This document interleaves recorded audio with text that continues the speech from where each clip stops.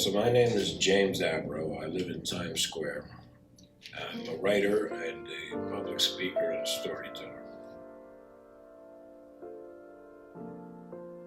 The reason I'm doing this today is to introduce people to a concept I came up with called Pre-Crisis Resource Centers. What they are outdoor places where people who are on the verge of a crisis or in a crisis can come and get some sort of on-the-spot support. I want to have these men with social workers, someone trained in de-escalation, and volunteers who can offer free coffee and recharging phones. So the reason I came up with this model was because of an actual kiosk that runs on 45th and Broadway, where they do offer free coffee and charging phones. And it naturally attracts younger people who are having problems with housing, drugs, violence. And those are the kind of people that I would like to be open to. These are the kind of people who do not go to human resource offices. So the model where I'm proposed to start this is in Bryant Park, between 41st and 2nd on 6th Avenue, because I live just a couple of blocks from there, and I've lived in this neighborhood most of my adult life.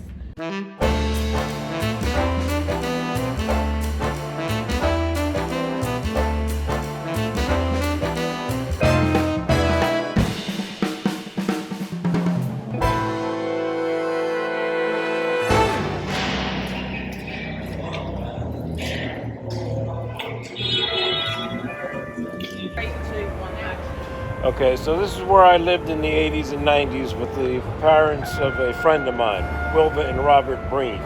They produced and directed Porgy and Bess and took it all over the world. When they came back here, the theater district was just beginning to form. And Robert made a deal with them where we would have these 2 floors over the theater, artists in residence, rent controlled. In 1990, we were paying less than $300 for 2 floors here. And I think instead of going out to other people's neighborhoods and doing some sort of evangelical outreach to the homeless that we just do it in our own neighborhoods, we create one of these resource centers. We man it with people who have experienced homelessness, and it would be a great training ground for Department of Homeless Services social workers to get a start there. So when I lived here in the 80s and 90s, the problem was exploiting young people coming to the city and putting them into the sex industry, because the city was a designated red light district. And in the same way today, people from all over the country and even the world come to Times Square because it's a glam district. When they think of New York, they think of Times Square. And before they get a chance, they end up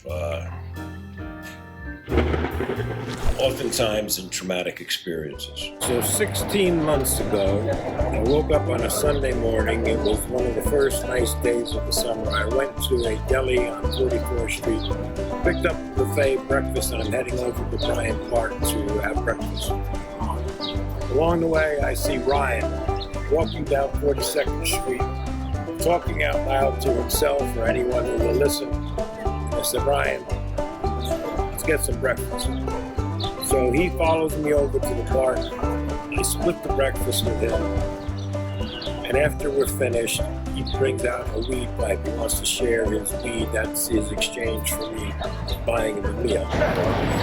So a couple of security guards who are just lingering come over, and they tell us that there's no smoking in the park. This is 7 o'clock, Bryant Park. There's nobody here who would care less that we were smoking. Ryan loses it. He starts cursing at them. Can't I go any place in the city where nobody is telling me what to do? Or what, blah, blah, blah, blah, blah, blah. Ryan came back. He sort of bugged out. He started yelling at the security guards. He started spitting at them. He was arrested, and they ended up taking him to Rikers Island, where he was for 15 months. When that happened, I realized that I could not do this on my own, because I'm starting to get triggered in my own anxiety from work, not from working with these kids, but seeing them disappear and knowing how traumatizing it is. The longer you're out there, the worse it is. We need to bring them in, we need to get them some help and some support and get them off the streets as fast as possible. So that's why I came up with the idea of the Pre-Crisis Resource Center kiosk. You have volunteers like me who want to do something about this.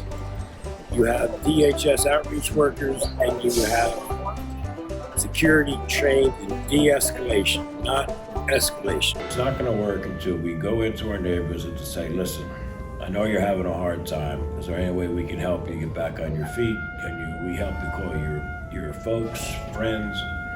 There's a service called Miracle Messages that people are trained to bring people in estranged relationships from their families back together. That's very effective. Sociologist Kevin Adler has made it his life's calling to help the unhoused.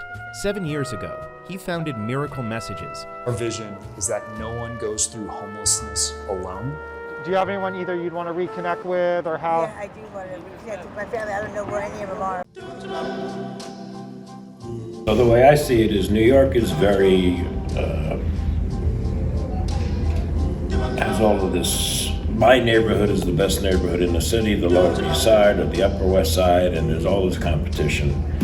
And I'm saying let's use that bravado and that pride in saying we no longer have street homelessness in our community.